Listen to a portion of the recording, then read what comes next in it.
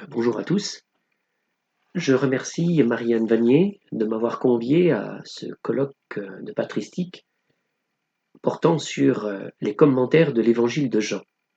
Ma contribution porte le titre La mystagogie du lavement des pieds par Ambroise de Milan, une interprétation baptismale de la péricope johannique dans son site liturgique. Alors, fait unique, nous ne possédons pas un, mais deux textes d'Ambroise de Milan concernant ces catéchèses mystagogiques adressé aux néophytes lors de la semaine pascale, le De Mysteris et le De Sacramentis. Ce qui pourrait être considéré comme un enrichissement réciproque a malheureusement suscité des controverses.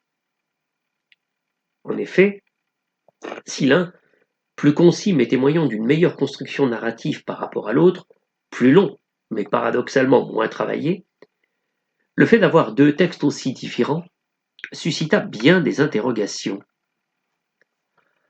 Entre le XIVe et le XIXe siècle, une contestation très virulente exista contre le De Sacramentis, à tel point que l'on considéra de manière définitive cet écrit comme n'étant pas d'Ambroise de Milan. En conséquence, cette sentence pluriséculaire jeta un discrédit sur son contenu. Comme le De Sacramentis possède le plus d'informations relatives aux commentaires du lavement des pieds, la difficile question de son authentification devient pour nous une investigation nécessaire pour mieux mettre en perspective son contenu et de l'intégrer à sa juste valeur. Notre analyse se fera en 4 temps. Nous rendrons compte de l'authentification du De Sacramentis, puis nous présenterons sommairement le rite liturgique du lavement des pieds à travers une comparaison des informations contenues dans le De Mysteris et le De Sacramentis. Ensuite, nous mettrons en lumière les versets de la péricope johannique retenus, soit reformulés, soit commentés. Puis nous ferons une présentation synthétique du commentaire ambrosien du récit du lavement des pieds. Alors commençons par l'authentification des sources. Lorsque Dom Bernard Botte, bénédictin du Mont César en Belgique, publia en 1961 dans la collection des sources chrétiennes le De Mysteris, le De Sacramentis et l'Explanatio Symboli, son introduction générale propose de rendre compte du chemin parcouru concernant l'authentification des sources. Nous prendrons appui sur son travail. La datation des deux œuvres concernées serait aux environs de 390. Dom Botte, ayant pris soin d'analyser les récits des controverses des XVe et XVIe siècles envers le De Sacramentis, propose une synthèse de 4 arguments récurrents. Mais il s'appuie sur les travaux d'Atchley en 1940, de Faller aussi en 1940 et de Don Connolly en 1942 pour arriver aux mêmes conclusions quant à l'attribution du De Sacramentis à Ambroise de Milan. Voici une synthèse des arguments en faveur de l'authenticité ambrosienne du texte. Déjà à cause de la datation de l'ancienneté du traité. Puis le De Sacramentis possède des allusions liturgiques contenues et elles sont bien le propre de l'Église milanaise au temps d'Ambroise. La version biblique du texte liturgique contenu dans le De Sacramentis est la même que celle d'Ambroise. Vient la question du style. Le De Sacramentis ne semble pas une œuvre pour la publication, mais uniquement l'œuvre de compilation d'un tachygraphe. La question de la pensée des différentes interprétations atteste plutôt une convergence. À cause de la datation, le fait que le De Sacramentis emprunte à d'autres œuvres d'Ambroise montre que nous ne sommes pas en face d'un plagiat, mais d'un fin connaisseur, qui au bout du compte ne peut être que l'auteur lui-même. Enfin, la plus ancienne source manuscrite du De Sacramentis se retrouve dans une collection de sermons de l'évêque Maxime de Turin, premier évêque de cette ville vers 390, et même si le nom d'Ambroise ne figure pas dans le manuscrit, lorsque l'on compare le style de ces sermons avec le style du De Sacramentis, la différence est évidente. Voyons maintenant la présentation rituelle du lavement des pieds. Le De Mysteris, comme le De Sacramentis, sont des sources capitales pour la liturgie. Une analyse comparative nous permet d'envisager le lavement des pieds en tant que rite intégré au rituel des sacrements de l'initiation chrétienne. Il y a tout d'abord les rites de l'immersion, constitués de l'anaphore et la bénédiction de l'eau. Puis, après être descendu dans la piscine baptismale, la triple question du symbole de foi avec une mention spéciale à la croix en ce qui concerne Jésus-Christ. Puis vient la triple immersion dans l'eau baptismale. Vient ensuite la remontée de l'eau baptismale, marquée par une onction avec le Saint-Crème. Après cette onction post-baptismale et la sortie de la piscine, a lieu la lecture de Jean 13, donc le récit complet du lavement des pieds. Puis l'évêque, avec les prêtres, s'il y a beaucoup de baptêmes, lave les pieds des nouveaux baptisés. Une fois le lavement des pieds réalisé, a lieu la vêture, avec le vêtement blanc des néophytes. Vient ensuite la consignatio, c'est-à-dire une imposition des mains avec une onction avec le Saint-Crème, équivalent aujourd'hui à ce que l'on nomme la confirmation. À travers ce texte, nous possédons une des formes les plus anciennes de l'utilisation liturgique du lavement des pieds.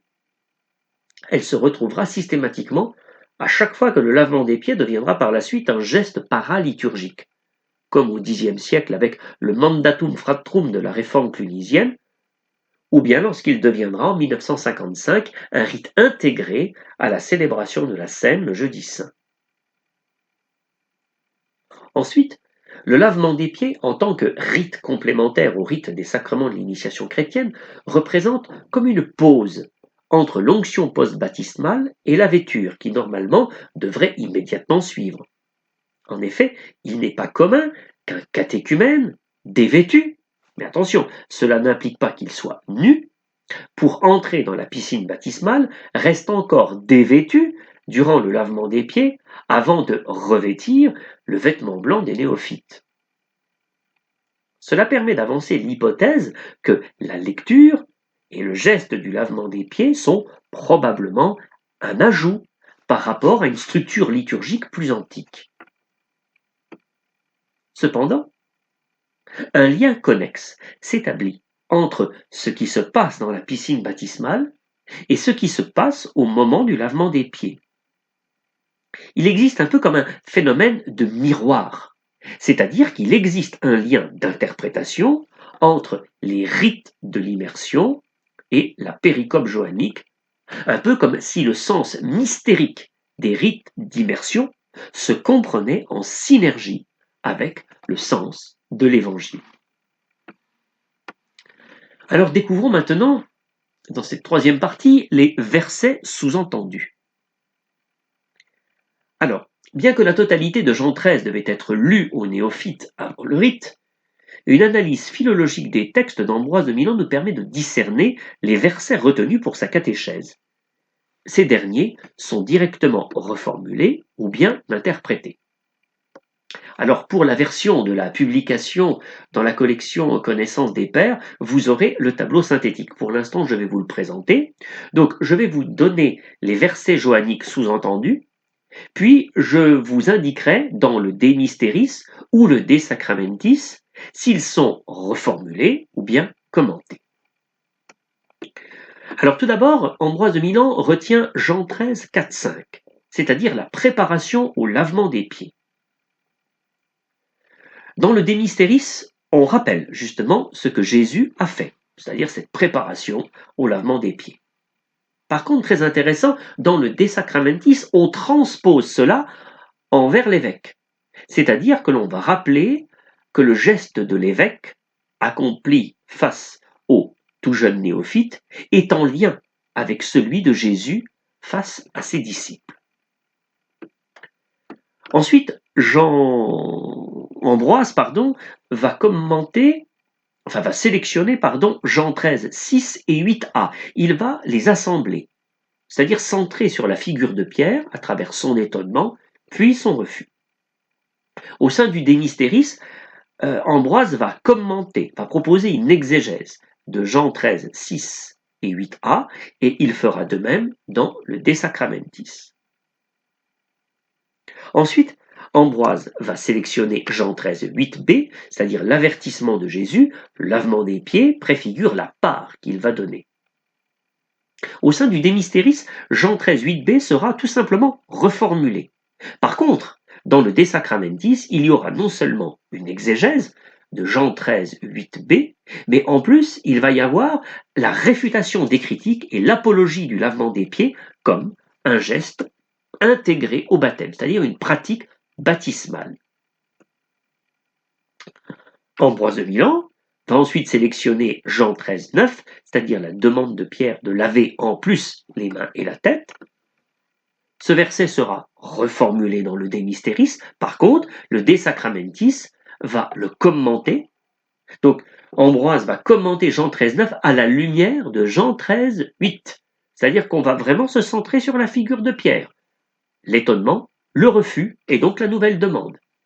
Ce premier refus de Pierre est un signe d'humilité et sa nouvelle demande est une offrande envers l'humilité du Christ.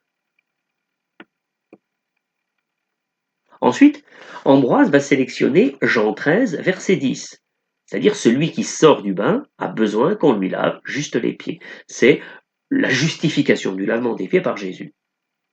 Alors dans le De Mysteris, à la fois Jean 13, 10 va être reformulé, mais en plus, Ambroise va le commenter. Et il fera la même chose dans le De Sacramentis, c'est-à-dire qu'il va proposer une exégèse de Jean 13, 10, cette justification du lavement des pieds. Enfin, Ambroise va sélectionner Jean 13, 14, le commandement de Jésus pour que les disciples puissent faire comme il vient de faire à leur égard, et cela, seulement le De Mysteris va le commenter. Le De Sacramentis ne s'intéressera pas à ce verset. Alors, ce qui fait que le commentaire du lavement des pieds au sein du De Sacramentis concentre à lui seul toutes les critiques jadis formulées quant à l'authenticité ambrosienne du texte. Et le point commun que l'on peut constater entre le De Mysteris et le De Sacramenti concerne l'étonnement et le refus de Pierre, Jean 13, 6 et verset 8, la justification du lavement des pieds, Jean 13, 10, ce qui est parfaitement cohérent dans un contexte baptismal et dans le cadre d'une catéchèse mystagogique. Alors attardons-nous maintenant à la grande partie de l'exégèse de ces versets retenus par Ambroise de Milan, qui correspondent aux propos de ce colloque. Alors, je voudrais tout d'abord vous proposer une synthèse de l'interprétation du De Mysteris pour mieux se concentrer sur le De Sacramentis. Alors au sein du De Mysteris, Ambroise se borne à commenter l'étonnement et le refus de Pierre, la justification du lavement des pieds et le commandement à imiter ce geste en communauté. Malgré sa concision, l'exégèse de ces trois versets est assez impressionnante. Ambroise commente non seulement l'évangile du lavement des pieds, mais il permet aux néophytes de comprendre le sens du baptême qu'ils ont reçu. Il semble évident, et là c'est un point capital, que seule l'exégèse de la péricope du lavement des pieds au sein d'une cohérence narrative de l'évangile permet à Ambroise de proposer un enseignement sur la théologie du baptême. Pour Ambroise, le lavement des pieds est une préfiguration du mystère de la croix où s'accomplit la prophétie baptismale de Jean-Baptiste désignant Jésus-Christ comme l'agneau de Dieu qui enlève le péché du monde, faisant ainsi référence à Genèse 3, 15. Le rapport eau-sang est parfaitement mis en lumière. Cependant, ce centralisme du mystère de la croix a déjà été préparé. En effet, au sein du De Mysteris, lorsqu'Ambroise commente l'anaphore sur l'eau, il propose une série de commentaires typologiques à partir de grands récits de l'Ancien Testament. L'objectif est de montrer comment ces textes s'accomplissent à travers le mystère de l'eau baptismale. Ambroise commente Genèse 1, récit de la création, Genèse 6, l'épisode du déluge, première lettre aux Corinthiens, verset 10, Exode 15, 10, ça c'est le passage de la mer Rouge, le deuxième livre des Rois, chapitre 5, versets 1 à 14, là c'est la guérison de Naaman le Syrien. Ensuite, l'évangile de Jean, Jean 5, 4, et puis la première lettre de Jean au chapitre 5. En fait, l'interprétation des récits conduit Ambroise à montrer aux néophytes que le mystère de l'eau désigné dans ces textes préfigure l'eau qui jaillit avec le sang sur la croix au moment de la mort de Jésus. Ainsi, en plongeant dans l'eau du baptême, les catéchumènes sont plongés dans la mort de Jésus lorsque jaillissent l'eau et le sang sur la croix. La progression interprétative est très subtile. En effet, en commentant l'épisode du déluge, en Genèse 6, Ambroise met en lumière l'eau et le bois. L'eau du déluge qui purifie devient la figure du bois de la croix, d'où jaillissent l'eau et le sang. Puis, en commentant la purification de Naaman le Syrien, deuxième livre des Rois, chapitre 5, versets 1 à 14, Ambroise montre que la grâce purifie à travers l'eau. L'eau est choisie par Dieu pour être sanctifiée par l'Esprit afin de communiquer la grâce. Nous voyons bien qu'à travers ces exégèses de Genèse 6 et du deuxième livre des Rois, chapitre 5, versets 1 à 14, on met en lumière le rapport eau, sang, esprit. D'ailleurs, Ambroise, en évoquant l'eau de la fontaine baptismale, écrit, je cite, « C'est pour cela aussi que tu as lu que 3 témoins au baptême ne font qu'un, l'eau, le sang et l'esprit. Car si tu retires un, il n'y a plus de sacrement de baptême. Qu'est, en effet, l'eau sans la croix du Christ, sinon un élément ordinaire sans aucune utilité pour le sacrement. Et de même, sans eau, il n'y a pas de mystère de la régénération. À moins en effet d'être né de nouveau de l'eau et de l'esprit, on ne peut entrer dans le royaume de Dieu.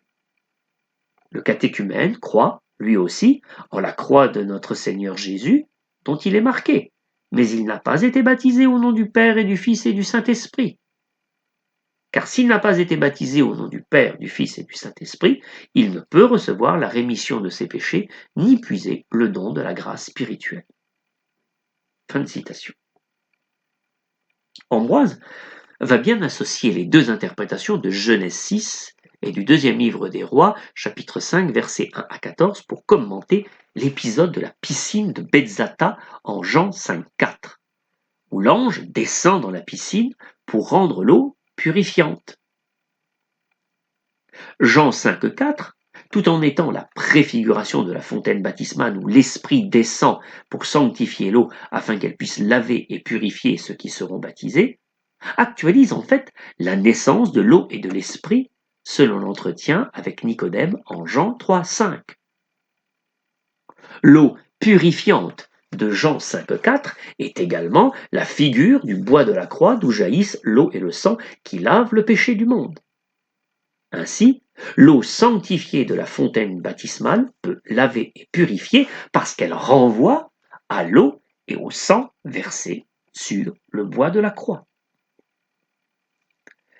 Il est vraiment impressionnant de voir que la théologie du baptême de l'évêque de Milan repose sur une exégèse fouillée et progressive d'au moins 5 péricopes de l'évangile de Jean que je vais me permettre maintenant de vous résumer ici. Au moment d'un baptême, au Jourdain, il y a la prophétie de Jean-Baptiste désignant Jésus comme l'agneau de Dieu qui enlève le péché du monde. Jean 1, verset 29. Cette prophétie du Baptiste est un entre-deux puisqu'elle fait mémoire de la prophétie du serviteur souffrant d'Isaïe, Isaïe 52 et 53, et en même temps annonce le baptême de Jésus. Puis vient Jean 3, verset 5, qui annonce la sanctification de l'eau par l'Esprit. L'ange descendant dans l'eau pour la rendre purifiante en Jean 3, 5, actualise Jean 3, verset 5, et devient en outre l'image de la fontaine baptismale où l'eau est sanctifiée par l'Esprit, mais elle est aussi la préfiguration de Jésus s'abaissant devant ses disciples pour leur laver les pieds. Jean 13, 9, 10. Le lavement des pieds semble bien ici l'image, la préfiguration de ce baptême nouveau où le geste devient lui-même la préfiguration de l'abaissement de Jésus sur la croix, d'où jailliront le sang et l'eau au moment de sa mort. Jean 19, 34. Cette part révélée par le lavement des pieds se concrétise sur la croix. C'est là que s'accomplisse la prophétie de Jean-Baptiste et par conséquent la prophétie du serviteur souffrant d'Isaïe. C'est la grâce du salut. Or, toute cette progression interprétative de l'évangile de Jean pour cerner la théologie du baptême se trouve condensée dans la première lettre de Jean. Le mystère de la filiation divine y est comprise avec l'association de caractéristiques eau, sang, esprit. Je cite la première lettre de Jean. Puisque tout être qui est né de Dieu est vainqueur du monde, or, la victoire remportée sur le monde, c'est notre foi. Qui donc est vainqueur du monde? N'est-ce pas celui qui croit que Jésus est le Fils de Dieu? C'est lui, Jésus-Christ, qui est venu par l'eau et par le sang, non pas seulement avec l'eau, mais avec l'eau et avec le sang. Et celui qui rend témoignage, c'est l'Esprit, car l'Esprit est la vérité. En effet, ils sont trois qui rendent témoignage, l'Esprit, l'eau et le sang, et les trois ne font qu'un. On pourrait se poser cette question et émettre cette hypothèse. Et si c'était, à la lumière de l'enseignement de la première lettre de Jean, qu'Ambroise de Milan interprète avec cohérence et unité les 5 péricopes de l'Évangile que je vous ai présentés tout à l'heure? Ce positionnement exégétique ne viendrait-il pas de l'influence d'Origène ou de Philon d'Alexandrie, auteurs qu'il a lus et qui sont ses maîtres? Dans cette progression organique d'interprétation, la péricope du lavement des pieds occupe une place incontournable. Elle est comme une clé de voûte, un parachèvement. Elle synthétise et actualise l'ensemble des préfigurations des signes de l'eau, du sang et de l'esprit, tout en étant l'ultime image préfiguratrice de la mort de Jésus sur la croix, où tout sera accompli. Maintenant, attardons-nous aux commentaires de certains versets du De Sacramentis. Commençons par Jean 13, 6 et 8a. Par des effets de rhétorique, l'évêque de Milan met en exergue l'étonnement de Pierre comme reposant sur l'identité de Jésus. À travers lui se joue la manière dont Pierre répond à cette question implicite « Pour vous, qui suis-je » Ambroise montre que ce refus tient compte de la double nature de Jésus-Christ. Il est à la fois maître et seigneur. En tant que maître, Pierre reconnaît son humanité, d'où son étonnement de l'inversion des rôles sociaux, car ce n'est pas au maître de laver les pieds de ses serviteurs, mais bien l'inverse. En tant que Seigneur, Pierre reconnaît sa divinité, puisqu'il reconnaît en lui non seulement celui qui est sans tache, mais en plus le Créateur. D'où son étonnement. Comment celui qui est pur et sans tache puisse se souiller avec les pieds qui sont impurs? Comment le Créateur peut-il laver les pieds de sa créature? On peut remarquer qu'Ambroise développe davantage l'étonnement vis-à-vis de la divinité de Jésus-Christ. Avec les découvertes sur le De Mysteris, Ambroise de Milan situe le lavement des pieds comme une théophanie, où le Créateur va manifester qu'il est venu laver sa créature souillée par la marque héréditaire du péché des origines. Si jadis la créature a été souillée et corrompue par le serpent, le Créateur ne va pas l'abandonner, mais se présenter à elle comme celui qui va la laver et la régénérer. Ambroise situe l'étonnement de Pierre, non pas par rapport à la dimension du service humain, mais en rapport avec l'économie du salut et au mystère de la rédemption. Ensuite, Ambroise va commenter le refus de Pierre. Il prend appui sur l'étonnement de Jean-Baptiste dans l'évangile de Matthieu pour comprendre l'étonnement de Pierre. Jean-Baptiste manifeste son indignité. Et Ambroise va associer ce sentiment d'indignité avec la tension créateur-créature entre l'un sans tache et l'autre souillé. Jean-Baptiste est étonné par la demande de Jésus de le baptiser, ainsi Pierre s'étonnera de la demande de Jésus de lui laver les pieds. Jean-Baptiste, par humilité, accomplira la demande et baptisera son Seigneur, ainsi Pierre, par humilité, acceptera de se faire laver les pieds. Et ce parallélisme renforce l'interprétation et la dimension baptismale du récit du lavement des pieds. Maintenant, voyons le commentaire de Jean 13, 8b.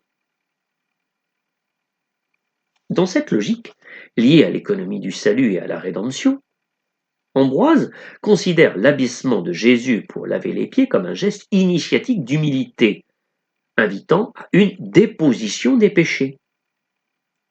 En enlevant son vêtement et en s'abaissant devant Pierre, Jésus l'invite à ôter le vieux vêtement de la corruption, marque du péché des origines, et à déposer ses péchés. Ambroise insiste sur ce point. À travers le démystérisme, le lavement des pieds peut être considéré comme mimétique, comme mise en scène ou mise en espace qui annonce le futur accomplissement de la prophétie du serviteur souffrant d'Isaïe. Il y a ici un triple parallélisme. Jésus se dépouille de son vêtement, invitant Pierre à se dépouiller de ses péchés. Or, n'oublions pas que dans son site liturgique, les néophytes sont toujours dépouillés de leurs vêtements. En contemplant à travers l'évangile Jésus qui se dépouille de son vêtement pour laver les pieds de Pierre, alors que les néophytes eux-mêmes sont dépouillés de leurs vêtements après avoir été lavés dans la fontaine baptismale, comment ne peuvent-ils pas se sentir concernés par le sens et la portée initiatique de ce geste? Ils peuvent alors comprendre qu'à travers les rites de l'immersion, c'est Jésus lui-même qui les a lavés de leurs péchés. Nous voyons ici la puissance de la catéchèse mystagogique, où le sens de l'écriture permettra de comprendre le sens du rite. Étant dans la même situation, par la signification du lavement des pieds, les néophytes comprendront le sens de leur immersion. Ambroise synthétise en montrant qu'à travers ce geste christique de la déposition du vêtement, de l'abaissement et du lavement des pieds, se manifeste l'humilité, la grâce et la sainteté. L'exemple christique de l'abaissement est ici un appel à la conversion du pécheur face à ses péchés, et le lavement des pieds une dimension résolument purgative, pénitentielle pourrait-on dire, préfigurant un baptême de conversion, de pardon, mais aussi de régénération. Et cette part donnée n'est autre que l'œuvre du salut, la miséricorde qui redonne vie. Alors, vient ensuite le moment où Ambroise fait une apologie du lavement des pieds comme geste baptismal. La problématique est simple. Est-ce légitime de laver les pieds lors d'un baptême au moment de la régénération, c'est-à-dire après l'onction post-baptismale? Quel lien herméneutique entre le lavement des pieds et l'onction post-baptismale? Ambroise va argumenter contre l'Église romaine, qui ne pratique plus cette coutume. Lui souhaite la maintenir. Le paradoxe est que tout en se détachant d'une pratique romaine, Ambroise souhaite renforcer l'autorité envers l'Église de Rome. Par exemple, le choix du symbole romain primitif dans sa catéchèse et dans le rite de l'immersion en est un signe probant. Ambroise expose un argument pertinent en suggérant que si l'Église de Rome ne pratique plus le lavement des pieds pendant les rites d'initiation chrétienne, c'est qu'elle s'en est séparée à cause du nombre grandissant de baptêmes. Ambroise pense que ce geste a existé dans la liturgie romaine et souligne qu'il y a abandon par l'Église de Rome de cette pratique liturgique et que cet abandon sert de justification à d'autres pour ne plus le faire. Cette pratique baptismale est suppléée par une pratique plus fraternelle et d'accueil envers les autres. Avec les découvertes du démystérisme pour Ambroise de Milan, c'est la cohérence de l'interprétation des péricopes joanniques dans leur unité de dévoilement progressif qui le conduit à considérer le geste du lavement des pieds vraiment comme un signe qui justifierait sa place dans la liturgie des sacrements de l'initiation chrétienne. Mais est-ce pour autant qu'il le considère comme un signe sacramentel? Nous pouvons avancer l'hypothèse qu'Ambroise défend une certaine exégèse biblique du lavement des pieds comme signe dont sa présence en tant que geste liturgique intégré au sacrement de l'initiation chrétienne lui permet de la mettre en lumière avec autorité. Voyons à présent le commentaire de Jean XIII, 9. L'évêque de Milan comprend le récit du lavement des pieds à partir de l'attitude de Pierre. Face à des néophytes, cela peut parfaitement être justifié, puisque le lavement des pieds est interprété comme la figure d'un baptême. Pierre étant celui qui est baptisé, plongé dans un mystère, il devient par conséquent un modèle pour les néophytes. Ambroise se rangerait-il du côté de ceux qui considèrent le lavement des pieds comme un signe baptismal, un mysterium, qui préfigure le baptême à venir, allant jusqu'au signe sacramentel? La plupart des études pensent que oui, mais il serait légitime de nuancer. Ambroise, en tout cas, montre que le mystère du lavement des pieds est lié à l'humilité, mais une humilité christique qui préfigure l'abaissement et la mort sur la croix, confère le De Mysteris. Ambroise va développer davantage la compréhension de cette manifestation. Jésus vient vers les pécheurs, lui qui est sans péché. Lui qui est sans tache s'abaisse en exemple, invitant à déposer les péchés. Lui qui est pur lave les pieds en signe d'une purification de ce qui est impur. D'où la question, Pierre est-il prêt à déposer ses péchés pour se laisser purifier par le Maître? Sera-t-il capable de se laisser aimer jusque-là? Comme Jean-Baptiste, son refus est l'expression de son sentiment d'indignité. Et par effet rétroactif, Ambroise réinterprète le refus de Jean 13,8a comme étant déjà une attitude d'humilité. C'est par humilité qu'il va refuser, mais c'est par humilité qu'il va en demander davantage. En demandant à être lavé avec les pieds, les mains et la tête, pour Ambroise, cela signifie que Pierre s'offre totalement à ce mystère. Se faire laver les pieds devient la figure d'une offrande de soi-même à l'action du serviteur qu'est le Christ. Mais attention, c'est une action purificatrice accomplie par le serviteur souffrant. Alors bien pour terminer, Jean 13,10. Ambroise va déployer le sens de cette part promise par le lavement des pieds. Nous y trouvons des éléments divergents par rapport au De Mysteris, mais est-ce contradictoire? À travers le bain du baptême, toute faute est enlevée, au sens propre comme au sens figuré. Les disciples sont propres, puis vient le lavement des pieds. C'est ici qu'intervient la divergence avec le De Mysteris. Le lavement des pieds préfigure une sanctification non plus comprise comme le lavement du péché des origines, ce qui était le cas dans l'interprétation du De Mysteris, mais comme une protection contre le venin de l'antique blessure du serpent, afin de ne plus trébucher contre les tentations. Ambroise exploite la double image du livre de la Genèse avec la morsure et le venin. La morsure est la marque héréditaire du péché des origines morsure sur les pieds, bien évidemment, sur le pied d'Adam, donc c'est la marque héréditaire du péché des origines, et le venin, l'allégorie de la tentation du diable qui se prolonge dans le présent. Il est audacieux de voir ce lien indirect avec le rite de la renonciation et de l'onction des catéchumènes. En effet, ces derniers rejettent Satan, ses séductions et ses œuvres. Ils reçoivent ensuite une onction comme signe de force pour lutter contre les tentations à venir. Or, le lavement des pieds est ici un écho avec ce rite. Dans la logique du soin, nous avons besoin de fortifiants et de médicaments pour lutter. L'onction des catéchumènes est comparable à un fortifiant pour combattre contre la tentation, alors que le lavement des pieds est un médicament pour purifier jusqu'à la racine le mal de la tentation.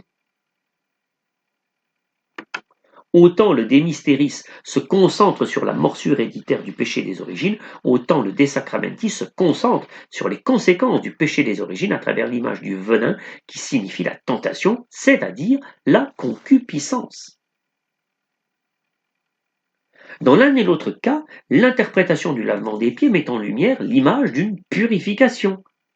Il lave de la marque héréditaire du péché les origines, il purifie, guérit, protège jusqu'à la racine de la concupiscence. Le lavement des pieds devient la préfiguration d'un baptême de guérison pour demeurer dans la grâce, c'est-à-dire demeurer dans l'amour. Cette interprétation baptismale du lavement des pieds conduit à montrer l'unité concrète entre onction des catéchumènes et baptême, entre la grâce baptismale et l'engagement de vie des baptisés, entre don et éthique. Cette double interprétation de Jean 13,10 permet de comprendre les deux volets de la compréhension ombrasienne de cette part préfigurée lors du lavement des pieds et communiquée par le sang et l'eau jaillissant du côté ouvert lors de la mort de Jésus sur la croix. Cette part est au profit de l'humilité. Et pour Ambroise, l'humilité est à la fois christologique et éthique. Elle est un chemin résolument christique, celui d'être plongé dans le mystère de l'obéissance et de l'abaissement de Jésus sur la croix qui enlève le péché du monde. Donc humilité pour déposer ses péchés en vue de recevoir cette grâce purgative, mais aussi humilité pour ne plus trébucher face à la tentation. Se faire laver les pieds est bien l'expression de l'humilité comme chemin de perfection et combat contre la concupiscence. Mais attention, parce que celui qui nous rend victorieux, qui combat pour nous, qui nous perfectionne, c'est le Christ seul. Ce qui conduit Ambroise à considérer l'humilité du côté exclusif de la grâce. Et s'il y a une éthique, c'est celle de demeurer dans cette grâce et dans les engagements baptismaux, c'est-à-dire celle de demeurer en Christ. Dans ce mystère ont été plongés les néophytes avant d'être revêtus par le vêtement blanc des baptisés. Alors, si nous tentons une synthèse, nous pourrions dire que notre étude a mis en lumière l'extraordinaire construction interprétative du lavement des pieds, compilant pas moins de 3 prophéties de l'Ancien Testament, 5 péricopes de l'Évangile de Jean et la première lettre de Jean comme paradigme. Or, cet exégèse du lavement des pieds, défendu par Ambroise, préfiguration sublime de la mort de Jésus sur la croix, lui permet de le considérer vraiment, ce passage, comme la clé de voûte de toute sa théologie du baptême. La primauté de cette herméneutique allégorique trouve paradoxalement son sens dans un déploiement liturgique, peut-être pas en tant que signe sacramentel. Si le lavement des pieds est bien un signe au sens évangélique, son herméneutique donne sens au signe du baptême, c'est-à-dire la renonciation, l'onction des catéchumènes, la bénédiction de l'eau, la confession de foi, l'immersion et l'onction post-baptismale.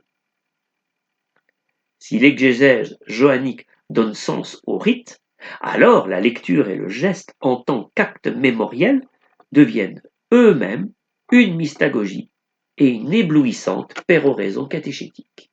Je vous remercie.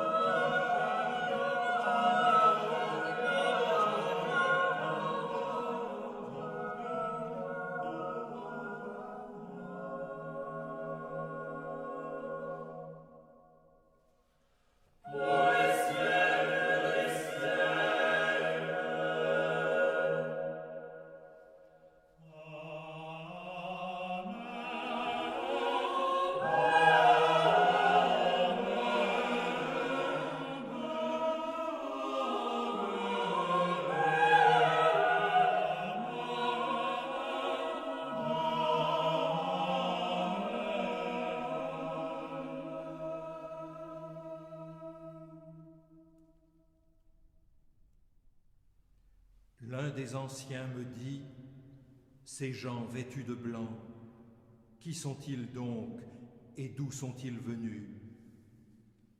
Ces gens vêtus de robes blanches, qui sont-ils et d'où sont-ils venus?